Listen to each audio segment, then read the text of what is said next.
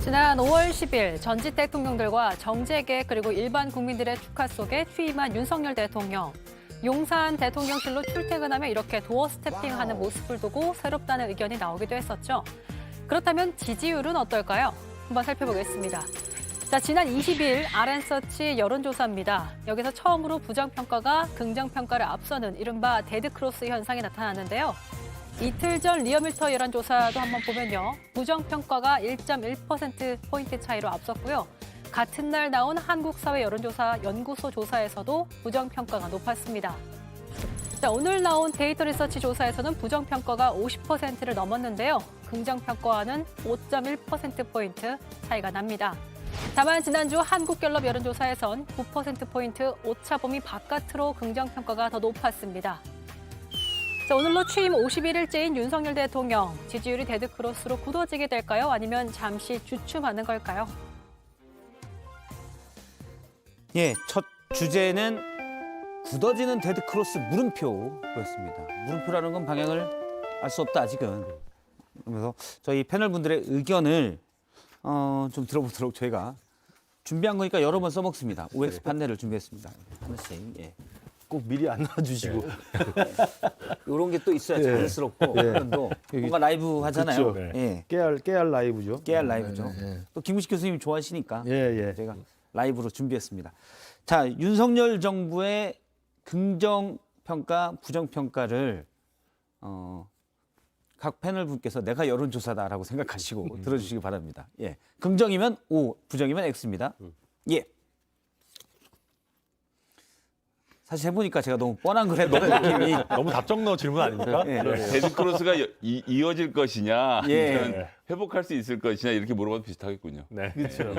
그렇게 한번 물어보겠습니다. 그래도 자, 데드크로스가 된 상황에서 좀 이어갈 것이냐 아니면 잠깐 있었고 다시 회복할 것이냐 OX로 이어갈 것이면 O입니다. 잠깐 떨어진 것이 다시 회복할 것이다 X입니다. 이건 기대가 아니고 예상입니다. 예. 들어주시기 바랍니다. 그러니까 회복할 것이다가 예, 드디어 제가 예상했던 것, 예상했던 구도에 한 장면이 나왔습니다. 김우식 교수님만 세모로 해주셨고, 역시 제 입의 전 비대위원님과 김성애 소장님은 O, 계속 데드크로스 상태로 갈 거다. 예. 천하람 혁신위원께서는 네, 혁신을 잘 해서 저희가 반등할 겁니다. 혁신을 해서 반등할 것이다. 예. 그럼 대통령님과 상관없이 당의 혁신이 잘 돼서 잘 되는 거고. 근데 저는 지금의 악재 중에 당의 악재도 꽤 있다라고 생각하거든요. 그러니까 저는 뭐 그러니까 제일 큰 거는 물론 경제 상황이겠지만 그에 못지않게 저희가 대선 지선을 이기고 나서 당 상황이 좀 안 좋게 돌아가는 것도 분명히 대통령 지지율에 영향이 있을 겁니다. 예. 지금 민주당이 너무 감을 못 잡고 있기 때문에 민주당 지지율로 이게 가지는 않는데 분명히 대통령 지지율에 영향 미치거든요. 근데 이제 저희 당내 어지러운 상황이 조금 정리가 되고 나면은 이른바 저희가 당내 권력 투쟁. 그렇죠. 왜냐하면 그렇게 되면 지금 저희가 아무리 소수당이지만 입법에 있어서도 어떤 좀 성과가 나오고 오히려 의미 있는 화두를 던지고 민주당이 그걸 발목을 잡는 프레임이 나와야지 저희 당도 살고 대통령도 사는 건데 지금 그런 게 하나도 없거든요. 그런 면에서는 당이 혁신할 필요도 분명히 있다고 생각합니다. 그런 면에서는 민주당이 국회 열자 그러고 권성동 원내대표가 필리핀에 가 계시는 그림은 참 볼만한 그림이네요. 대통령 특사 되게 중요한 일이니까. 그리고 권성동 원내대표도 지금까지 협상이 안 될 거라고는 상상도 못했겠죠. 민주당도 좀 너무하신 거 아닙니까? 그런 걸 혁신하자고 이제 혁신을 하시죠. 예. 잘하실 거라고 봐요. 천하람 혁신위원이 잘 하시면 이제 반등할 것이다라는 거고, 천하람 혁신이 만약 잘 못하시면 반등이 계속 가는 거지 뭐. 그럼 어려울 수도 순전히 있다. 이거는 네. 천하람 혁신위원한테 달린 문제네요. 아무래도 이제 제가 체형이 또 윤 대통령과 비슷하고 그런 면이 있기 때문에 예. 꼭 붙잡고 같이 반등할 수 있도록 하겠습니다. 예. 저도 비슷한 생각인데요. 체형이 윤 대통령과 비슷하다. 체형만 비슷한 게 아니라 걸음걸이도 비슷하고요. 아, 예. 점점 따라하는 것 같습니다. 천하람 혁신위원이 원래는 뭐 이핵관으로 잘 알려져 있었죠. 알다시피 대선 전에 장제원 의원과 이준석 대표가 갈등을 벌인 다음에 찾은 분이 그렇죠. 순천갑의 네. 천하람 당협위원장이었습니다. 예. 하지만 최근에는 윤석열 대통령과 닮았다는 얘기를 아주 자주 하고 계시다는 거. 이게 이제 당내 자기 입으로 권력의 점점 많이 흐름을 하고 엿보이는 일종의 바로미터. 아유, 아닙니다. 그러면 너무 센 제가 아유, 얘기인가요? 당대표 대통령 다 소중하죠. 소중하죠. 아유, 그럼요. 네. 저도 일단 이제 김우식 교수님 세모로 든 것부터 좀 얘기를 예, 해주시죠. 일단 지금 뭐 데드크로스가 되느냐 마느냐인데요. 그 좀 안타까운 상황이죠. 그 대통령 취임한 지 2달이 안 됐는데 그 부정 평가가 더 많이 나온다는 것은 좀 충격적인 일이기도 하고 가장 큰 건 뭐냐면 지금 이 지지율만 놓고 보면 지난 3월 9일 대통령 선거 때 윤석열 대통령 찍은 사람만 겨우 지지하고 있는 거예요. 근데 사실 대통령 취임 초기에 그런 경우는 별로 없거든요. 대통령을 찍었던 사람도 한 6개월 내지 1년 정도는 그래도 기대를 가지고 잘한다 이렇게 지지를 몰아주는 게 일반적인 현상입니다. 안 찍었던 분들도요. 네, 근데 이제 지금은 찍었던 사람들이 그냥 기대를 갖고 보는 정도에 머물고 있기 때문에 저는 이게 대통령한테 주는 굉장히 정치적 함의가 있다. 그러니까 자기 지지층만 보고 정치를 하면 이렇게 된다고 생각해요. 예. 자기 지지층이 아닌 중도로 외연을 확장해서 심지어는 민주당 쪽 사람까지 끌어들일 수 있는 그런 좀 광폭의 정치적 행보를 해야 된다고 보고요. 저는 그건 나토 정상회의 다녀와서 나토에 가서 많은 정상들을 뵙고 오기 때문에 좀 더 폭넓은 행보를 했으면 하는 바람이 있고 천하람 의원이 정말 잘하셨어요. 당이 제일 문제입니다. 예. 당에서 그런 대통령의 지지율 확대를 위한 당적 뒷받침이 돼야 되는데 지금 뭐 이준석 대표와 뭐 다른 윤핵관들 사이의 갈등 자체를 우리가 논외로 친다 하더라도 누구 하나 지금 당에서 사람들 눈에 봤을 때 아 정말 저 사람 참 훌륭하다 잘한다 이렇게 하는 사람이 없잖아요. 천하람 혁신위원 빼고. 아닙니다.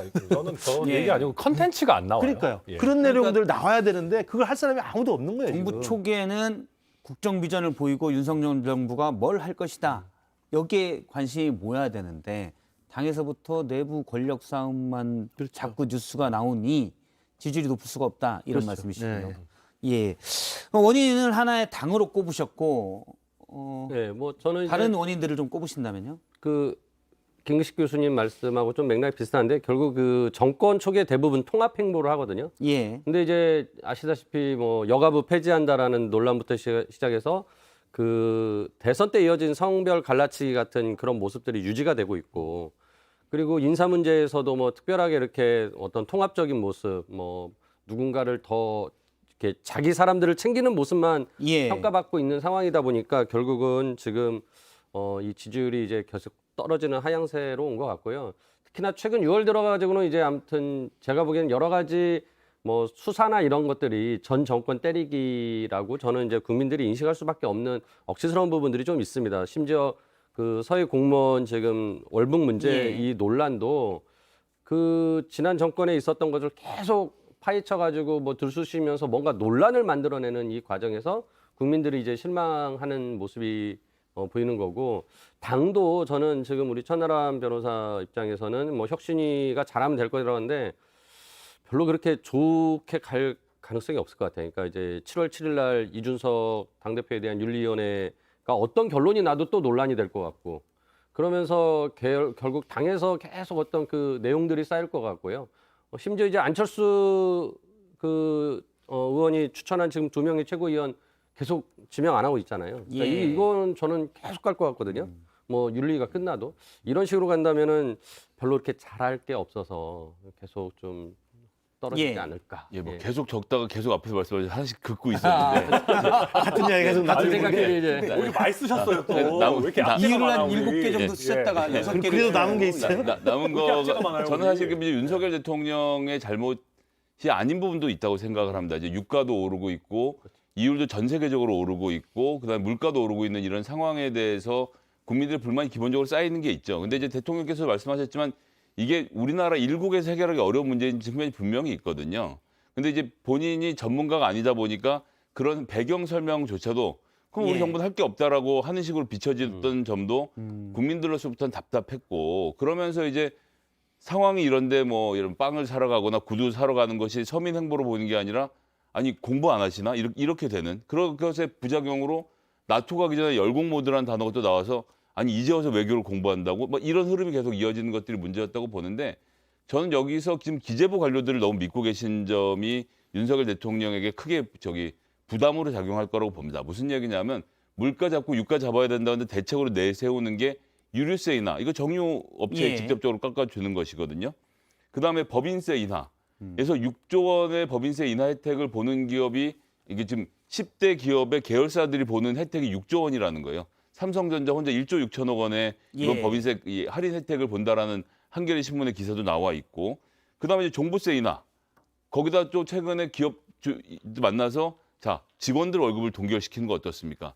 이 모든 제안이 물가를 어떻게 잡을지에 대한 대책은 없고 듣는 기업들 입장에서 너무나도 흐뭇한 얘기들 위주로 나가다 보니까 이 윤석열 정부가 정말 서민들 걱정을 해서 무슨 대책을 세우는 건지 아니면 너무 이참에 기업 밀어주기를 하려고 하는 건지에 대해서 국민들이 불만이 많으신 것 같습니다. 지금 어려운 상황인 건 알겠지만 이 상황을 나가는 어떤 비전을 보여주기보다는 좀 동떨어진 얘기들이 있어서 그렇다는 말씀이시고요. 어려운 예. 점이 있으면 그냥 고통에 공감이라도 해주신 모습 보여주시면 어떨까. 네, 뭐 저도 당연히 그런 모습 필요하다고 생각하고요.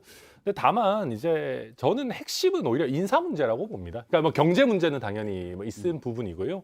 아까 뭐 여가부 폐지 뭐 이런 얘기 하셨지만 사실 그게 지금 당장 그렇게 큰 쟁점이 되고 있다고 생각하지는 않습니다. 그리고 과거 여론조사 데이터들을 보면 여가부 폐지에 대해서 동의하는 여성분들의 비율도 결코 낮지 않습니다. 그래서 이거는 뭐 단순히 이걸 갈라치기다라고 폄하할 일은 아니라고 생각하고 법인세 인하 같은 부분도 이런 부분에 대해서 조금 더 잘 설명하는 것은 필요하지만 최근에 말씀하시는 3고인 상황에서 법인세 인하라고 하는 나름대로 법인의 투자를 확대시키는 정책을 쓰지 않으면 경기가 급속하게 하강할 수 있는 거거든요. 그래서 다양한 뭐 처방들이 필요한 겁니다. 근데 이런 부분들에 대해서 왜 지금 시점에 이런 처방들을 내놓는지에 대해서 좀 잘 설명해 내는 거는 당연히 필요하겠죠. 예. 근데 저는 근본적으로는 지금 검찰공화국이다라고 하는 프레임이 저는 뭐 좀 과도하게 작용했다고 생각하지만 좀 국민들께서 보시기에는 꽤 많은 공감을 받고 있는 것 같아요. 그래서 저는 윤석열 정부의 공정과 상식이라고 하는 얘기가 결국은 이 진영만 바뀌고 본인들이 원하는 사람 쓰는 건가? 라는 식으로 변질됐다라는 게 또 하나의 실망 요소가 아니었나 뭐 짚어보겠습니다. 알겠습니다. 제가 앞서 이제 천하람 혁신위원 얘기할 때 저희 자료 그러면 옆에 화면 분할에 윤석열 대통령의 모습이 계속 나왔거든요. 닮긴 닮았다. 느낌이 계속 늘 보면서 말씀드리지만 살집 예. 있는 사람들이 대체로 다 비슷하게 생겼습니다. 예. 저희 PD 이따가 좀 준비가 되면 천하람 혁신위원 얘기할 때 윤석열 대통령 모습을 오른쪽에 띄워주시면 제가 생각은 다음번에 스튜디오 우리 천하람 위원 들어오실 때 풀샷을 찍어서 비교를 하면 아주 걸음머리를 입장할 때. 특히나 뒷모습을 찍어주시면 노루각수 한번 해주시죠. 노루각수 일단 다둘 거긴 한데 고개를 약간 갸웃갸웃 해보시면 왜 그러세요? 아닙니다. 예, 죄송합니다. 예, 저희가 이제 전임 정권에는 과연 취임 초기에 지지율이 어떻냐를 좀 비교를 해봤습니다. 취임 7주 차로 보면 네. 이명박 전 대통령은 54.8%, 박근혜 전 대통령은 47.2%, 문재인 전 대통령은 74.2%로 꽤 높았고요. 윤석열 대통령은 46.6%입니다. 지금 보면 박근혜 전 대통령과 사실 비슷한 시기에 비슷한 지지율이다라는 느낌이 들고요. 문재인 전 대통령의 경우는 탄핵 이후에 나온 대통령이었기 때문에 또 그런 부분도 영향을 미쳤을 것으로 보입니다. 역대 대통령을 쭉 봤더니 한국갤럽이 과거에부터 쭉 자료를 가지고 있습니다. 취임 초인 1년 차 첫 분기의 직무수행 긍정평가 비율입니다. 노태우 전 대통령 29%, 다음 김영삼, 김대중 전 대통령이 71%입니다. 노무현 전 대통령 60%, 그리고 이명박 전 대통령은 52%, 박근혜 전 대통령은 42%, 문재인 전 대통령은 81%, 윤석열 현 대통령 1년차 1분기 평균은 아니고 아직 1분기가 다 안 됐기 때문에 6월 넷째 주 기준으로 갤럽 조사에서 47%입니다. 과거에는 기대들이 취임 초에 좀 더 높았지만 지금은 좀 문재인 전 대통령을 제외하고는 좀 낮은 모습도 보이고요. 저게 이제 제가 보면은 이제 문재인 대통령이 높고 그다음에 DJ, YS가 높고 그런 건 그 정권 교체됐던 그 대통령의 취임이 우리 한국 현대사 내지는 민주주의 정치사에 상당히 획기적인 의미를 갖는 역사성을 갖고 있어요. 예. 문재인 대통령은 이제 촛불혁명으로 됐기 때문에 상당한 많은 지지를 이제 바닥에 깔고 있었던 거고 YS 문민정부는 그 대한민국 그 독재를 뚫고 처음으로 민간 문민 대통령이 된 거 아닙니까? DJ는 60년 만에 수평적 정권 교체하는 역사적 의미가 있었기 때문에 좀 높게 나타날 수밖에 없는 상황이 있었던 것 같고요. 그리고 이명박 대통령이나 박근혜 대통령 같은 경우 취임 초직이 낮은 이유는 아까 우리 천하람 위원하고도 대기실에서 이야기했지만 이 진보 진영에 있는 분들 유권자들이 굉장히 좀 인색한 것 같아요. 지지를 바꾸는 게. 그러니까 예. 보수 쪽 대통령에 취임하면 잘 지지가 옮겨가지가 않는 것 같아요. 진보 쪽 대통령이 나오면 보수 쪽도 마음을 열고 좀 처음엔 지지를 많이 하시는 것 같은데 뭐 우리 개인적인 생각을 이렇게 이야기해봤습니다. 예. 그렇게 볼 수 있을 것 같고요. 중요한 것은 저는 아까도 말씀드렸지만 윤석열 대통령이 0.73%포인트 차이로 이겼잖아요. 그러면 우리가 지금 민주당이 지금 선거 패배 이후에 정확한 평가를 안 하고 있다고 이야기를 하는데 사실은 우리 당도 0.73%포인트 승리라는 것을 정확히 평가를 해봐야 됩니다. 예. 왜 넉넉하게 정권 교체론이 압도적으로 많았음에도 불구하고 그 정도밖에 못 이겼는가? 그것도 약체라고 판단되는 이재명 후보를 상대로 이걸 대통령도 평가를 해봐야 되고 당도 평가를 해봐야 됩니다. 그런 자기 평가 속에서 그럼 어떻게 5년 동안의 국정을 이끌어갈 것인가를 생각해야 되는데 저는 우리 당에서도 정부에서도 대통령께서도 그런 평가를 냉정히 했다는 이야기를 들어본 적이 없어요. 평가 잘 김민식 못해요. 교수님 말이 정확한 것 같네요. 네. 어떻게 보면 우리가 이겼다. 국민의 뜻은 우리에게 있다. 이게 아니라 예. 운이 좋아서 이겼다. 왜 이거밖에 못 이겼나 그렇죠. 이거를 따져봐야 되는 건 맞아요. 아. 근데 그걸 따지는 게 어려운 이유는 그걸 따지다 보면은 대통령이 후보 시절에 조금 뭐 이제 그랬던 부분들까지 얘기를 해야 되는데 그거는 저도 혁신위원이지만 쉬운 얘기가 아니거든요. 그 그러니까 제3자에 맡겨가지고 좀 냉정하게 평가를 해보라고 하시죠. 네, 어디 뭐 예. 김성애 나중에 소장님 그걸 따졌기 때문에 예, 그걸 따졌기 때문에 이준석 대표를 징계하려고 지금 국민의힘에서 계속 그러고 있는 거 아닙니까? 꼭 그런 건 아니죠. 이준석 대표가 선거 막상 치러보니 윤핵관들 판단에는 큰 도움 안 됐다. 없이도 갈 수 있겠다 판단이 돼서 앞으로 한 1년 정도의 버퍼도 있고 그러면 예. 할 거면 빨리 속전속결로 쳐내자라는 생각이었기 때문에 그 다는 모르겠으나 윤핵관들의 선거 평가는 그렇게 해서 정리가 됐고 국민들이 보기에는 두 번의 대선과 지방선거를 연이어 승리한 이준석 대표, 젊은 대표, 뭐 재주가 좋네 이런 평가와 상관없이 지금 쳐내도 상관없는 대표라고 판단하고 있어서 윤리위 난리통이 벌어지고 있는 것이 아닌가라고 보여지네요. 네, 뭐 이준석 대표의 어떤 승리의 원흉이냐라는 얘기도 하지 않습니까? 예. 이제 본인이 그런 것, 얘기를 네, 했죠. 본인이 얘기했죠. 그런 것처럼 이준석 대표의 역할과 성과에 대한 평가가 당내에서도 갈리는 거는 사실인 것 같습니다. 그런데 뭐 우리가 오늘 그 얘기를 길게 할 것은 아니니까. 예. 네, 뭐 다만 최근에 여론조사를 보면 보수 지지층에서도 이준석 대표 경찰 수사 나오기 전에 좀 급하게 징계하는 거에 대해서는 반대하는 여론이 훨씬 높더라고요. 이런 부분들도 저희가 좀 참고해야 되지 않을까 싶습니다. 알겠습니다. 취임 초에 부정평가가 높은 이유 중에 하나로는 앞서 이제 인사를 얘기하신 분들도 있는데요. 검찰 출신 인사들이 너무 많이 기용됐다라는 분석도 있습니다. 앞서 나왔던 여론조사 중에 하나인데 데이터 리서치의 조사를 보면 윤석열 정부가 검찰공화국이라는 주장에 대해서 동의하냐 동의하지 않냐라고 물었을 때 61%가 동의한다. 그리고 동의하지 않는다는 비율은 35% 정도였습니다.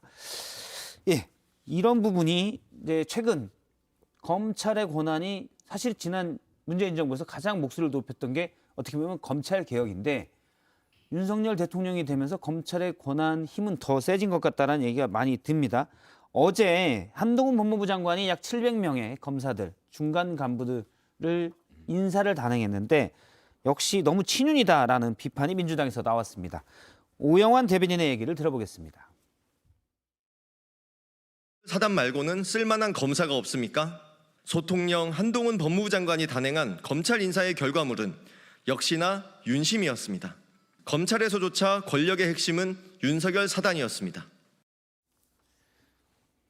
예, 윤석열 사단이 예를 들어 주요 수사를 맡는 서울중앙지검의 각 부서장이 됐다. 이런 비판들이 또 있습니다. 어떻게 보시는지. 저는 이 문제는 공정과 상식을 말씀하시면서 검찰총장으로서 문재인 정부에게 탄압당했다고 주장하신 윤석열 대통령이 하시기에는 너무나도 부적절한 인사라고 생각이 됩니다. 일단 검찰총장 인선위원회가 아직도 구성이 안 되어 있다. 인사추천위원회죠. 구성 안 되어 있다는 건 좀 충격적이에요.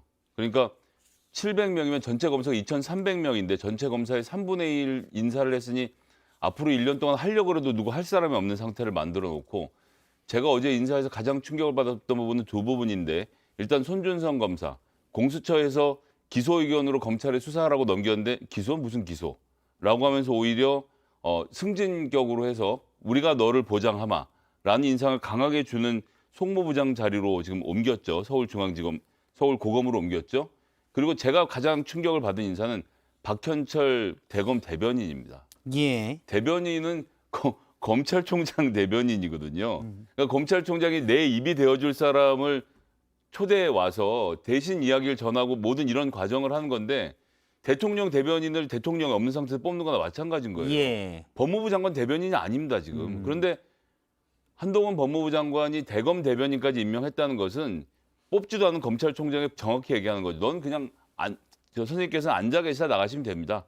대변인은 제가 뽑았습니다라고 하는 것은 너무나도 모욕적이라서 이제 검찰총장 오는 분도 오는 분대로 괴로울 것이고 그냥 이대로 세간 얘기대로 이 한동훈 법무부 장관 겸 민정수석 겸 검찰총장이 딱 현실화되는 그림이 전 어제로 마침표 찍었다 이렇게 보여지네요. 아니 뭐 이런 얘기야 검찰총장 임명되면 다 또 그냥 지나가는 얘기들이겠죠. 그리고 검찰 인사는 생각보다 자주 있습니다. 그래서 검찰총장이 임명되고 나면 또 어느 정도 판 흔들리기를 하실 수도 있는 것이고 지금 이제 이원석 대검 차장도 이게 단순히 법무부 의견만 들어서 하는 게 아니라 검찰 내부의 의견도 굉장히 잘 전달했다라고 하고 있고 근데 이원석 차장이잖아요. 이원석 차장이 법률상 이제 그 검찰총장 직무대행이시고 이분도 그렇게 간단하신 분이 아니거든요. 굉장히 강단 있는 분으로 알려져 있기 때문에 충분히 의미 있는 인사를 했을 겁니다. 근데 이제 방금 민주당의 오영훈 대변인 얘기하시는 거는 윤석열 사단이 약진했다. 근데 윤석열 사단이 약진할 수밖에 없는 게요. 양쪽 진영에서 능력과 정치적 중립성을 인정받은 사람들입니다. 이분들이 문재인 정부 초창기에 보통 윤석열 사단이라고 해서 당시에 주요 수사보직을 맡았었고 조국 수사를 담당했던 분들도 적지 않습니다. 예. 그러고 나서 이제 자천되기 시작해가지고 이제 뿔뿔이 흩어졌던 거를 다시 이제 주요 보직으로 모으는 건데 그렇게 따지면 민주당 정부, 저희 국민의힘 정부 양쪽에서 다 인정받고 또 강단 있고 중립성 있다라고 인정받은 인물들 아니겠습니까?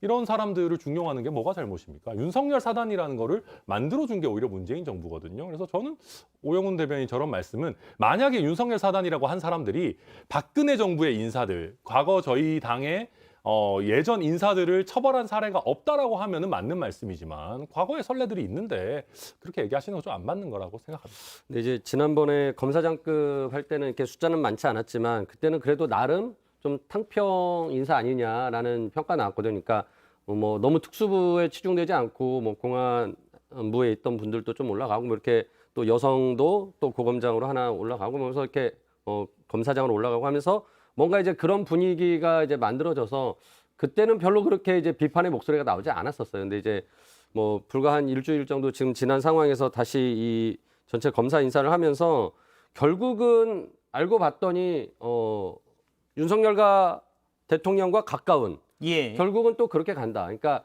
우리가 가장 제가 이제 지난번에도 말씀드렸지만 윤석열 대통령이나 또는 지금 한덕수 총리나 스타일이 나랑 같이 일해본 사람, 나랑 같이 일해보고 내가 경험하는 사람, 그 사람들 위주로 항상 이제 인사를 하게 되는 거고 결국 그 사람들이 결국은 또 그 밑에 사람들이 또 자기랑 일해본 사람들 위주로 이제 일하게 되는 거 아닌가 싶은 생각이 듭니다. 그래서 물론 뭐 그중에 능력 있는 분들 당연히 승진하셔야죠. 하지만은 뭐랄까요? 그러니까 이미 이런 비난들과 비판들이 그 계속 나오는 상황에서도 뭔가 좀 약간 다른 모습을 보여주려는 노력이 없다라는 것. 그래서 아까 전에 지금 윤석열 대통령의 부정평가가 높아지는 이유가 결국은 윤석열 대통령한테 기대하는 모습이 일정 정도 국민 통합의 모습도 있는 건데 이런 인사 과정에서는 절대 통합하는 모습 없다.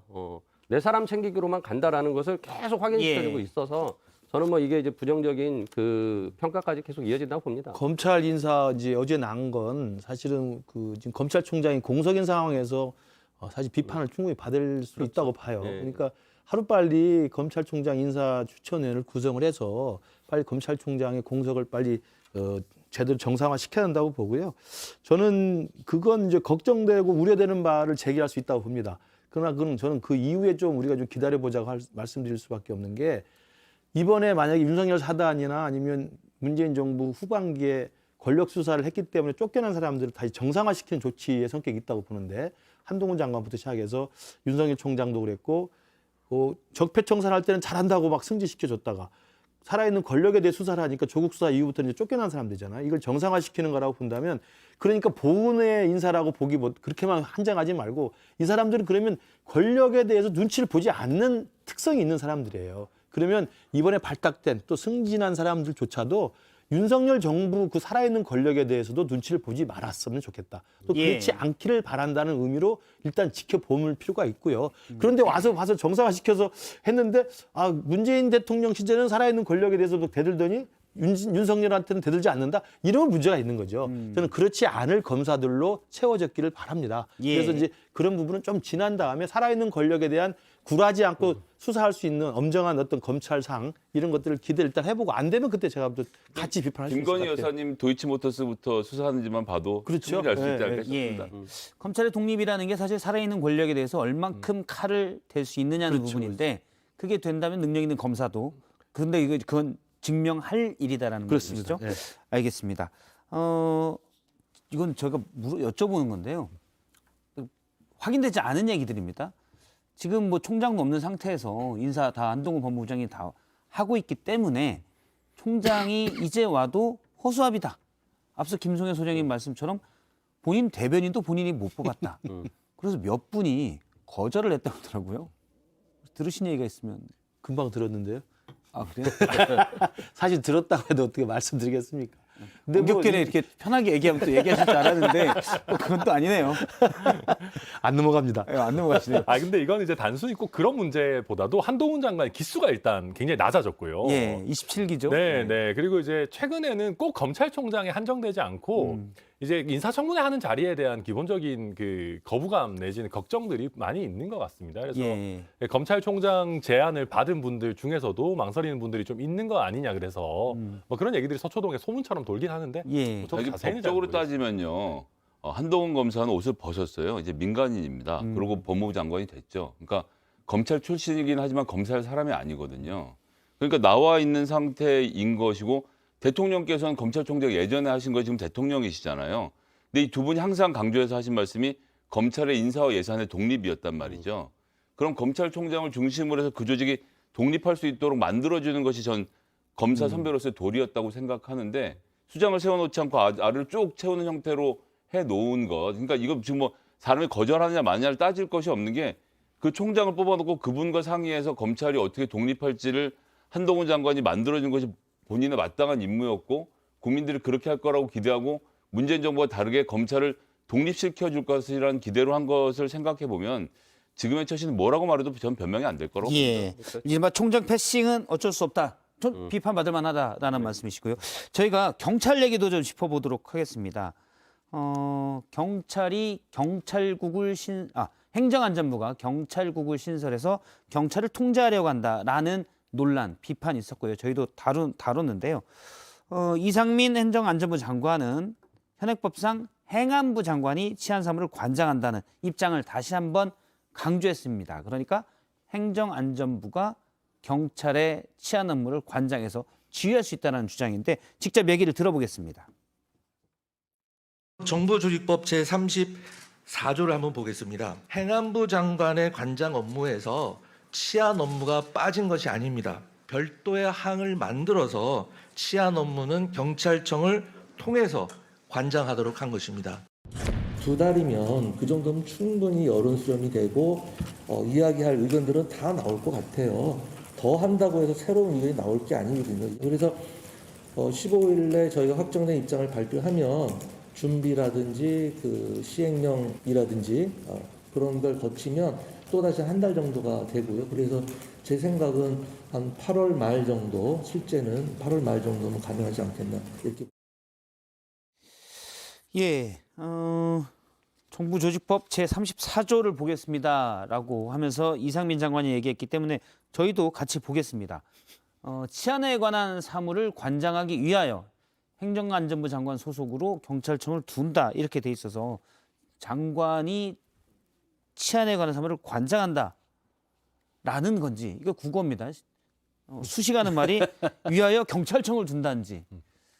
저 맥락으로 하면 그다음에 91년에 정부조직법을 개정했던 그 당시 입법 취지 따지면 경찰청을 강조한 거죠. 위하여는 경찰청으로 연결된다는 근데 거죠. 이제 행안부 장관 소속의 외청으로 둔다는 의미니까 예. 저는 제가 누차 말씀드리지만 국방부 장관하고 합참의장이 상관과 부하 관계가 아니고 유명한 윤석열 대통령이 말이지만 법무부 장관이 검찰총장과 대등한 관계예요. 예. 부하 관계가 아니고 이제는 경찰도 그 권한이 비대해지고 막중해졌기 때문에 행안부 장관과 경찰청장은 부하 관계가 아닌 게 맞습니다.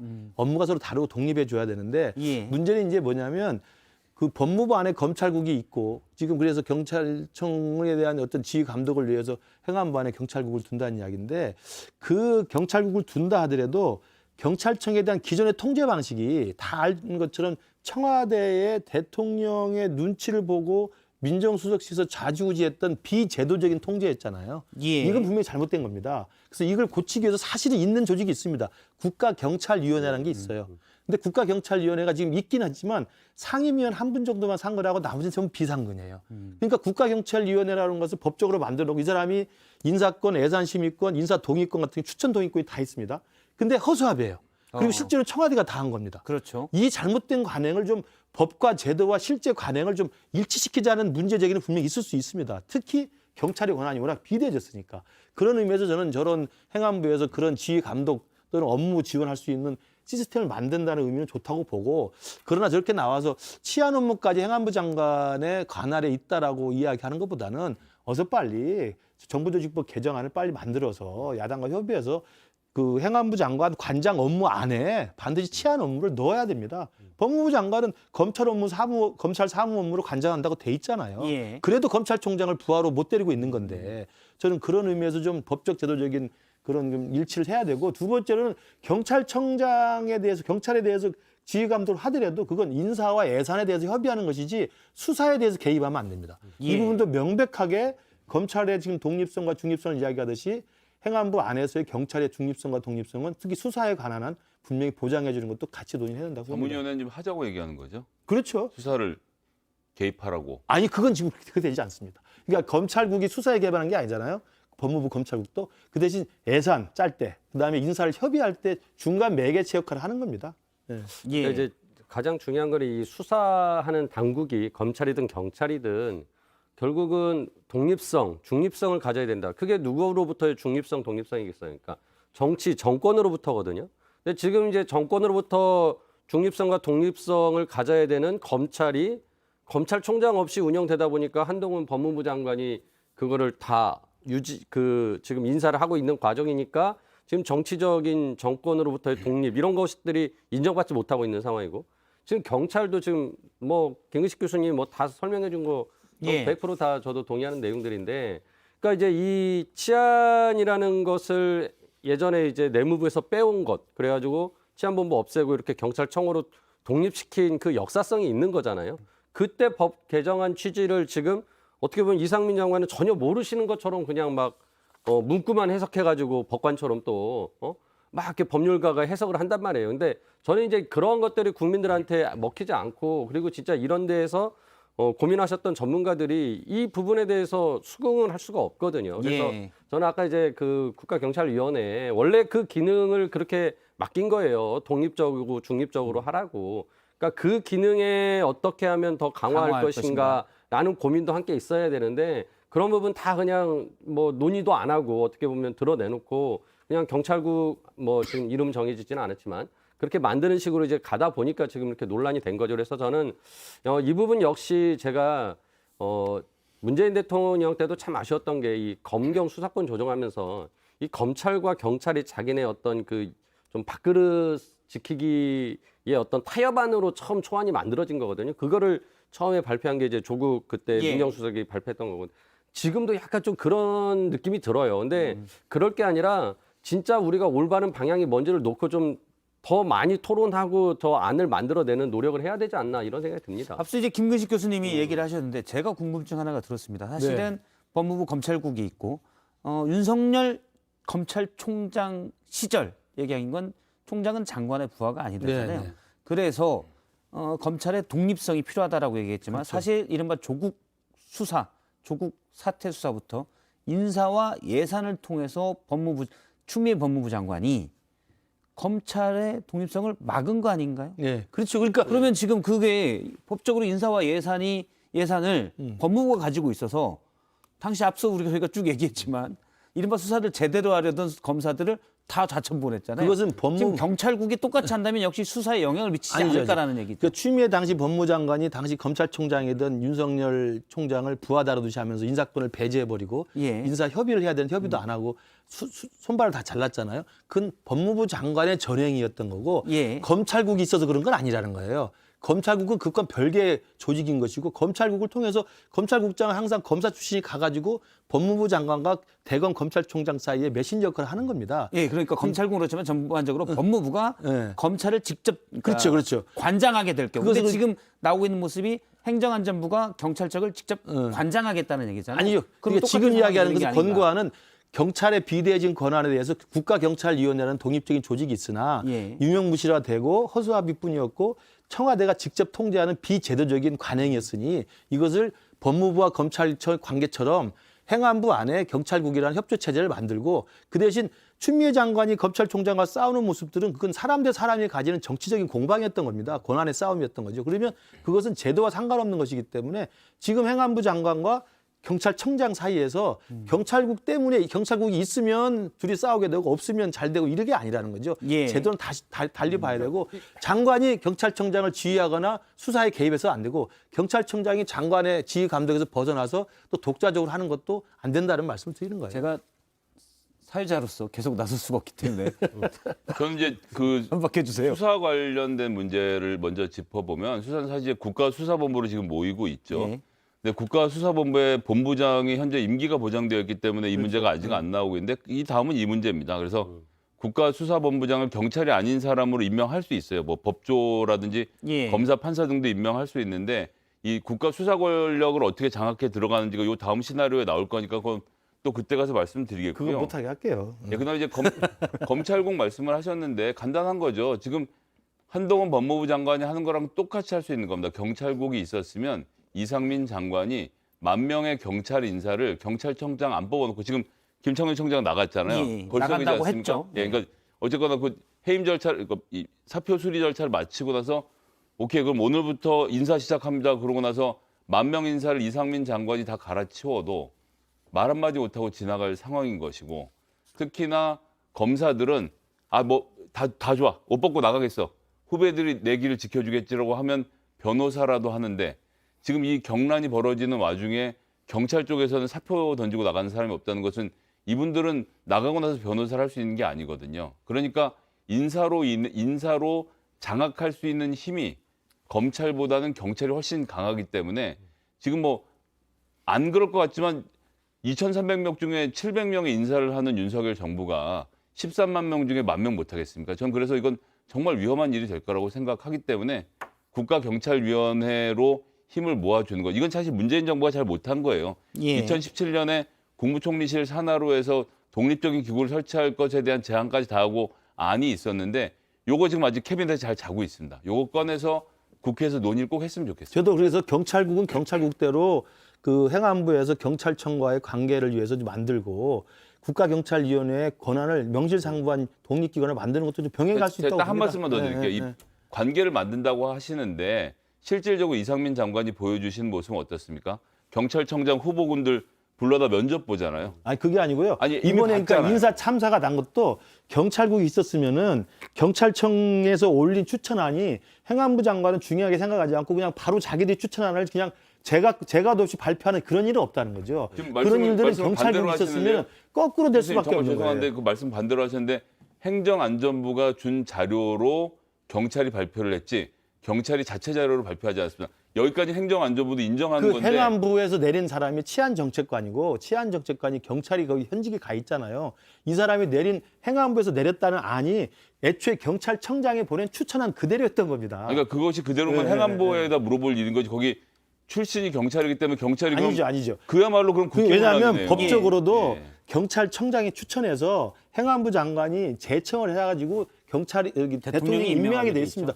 법무부도 똑같습니다. 근데 그걸 지금까지는 행안부 장관이 패싱됐었던 거예요.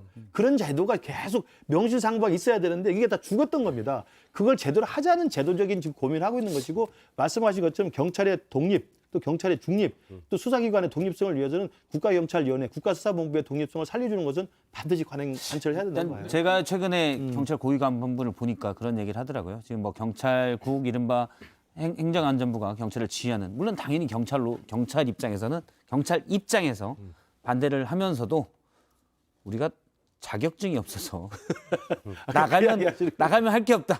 그래서 결국엔 우리가 진다. 그래서 이런 얘기를 사실은 하더라고요. 네. 검찰의 수사 독립이라는 게 굉장히 사실 중요한 겁니다.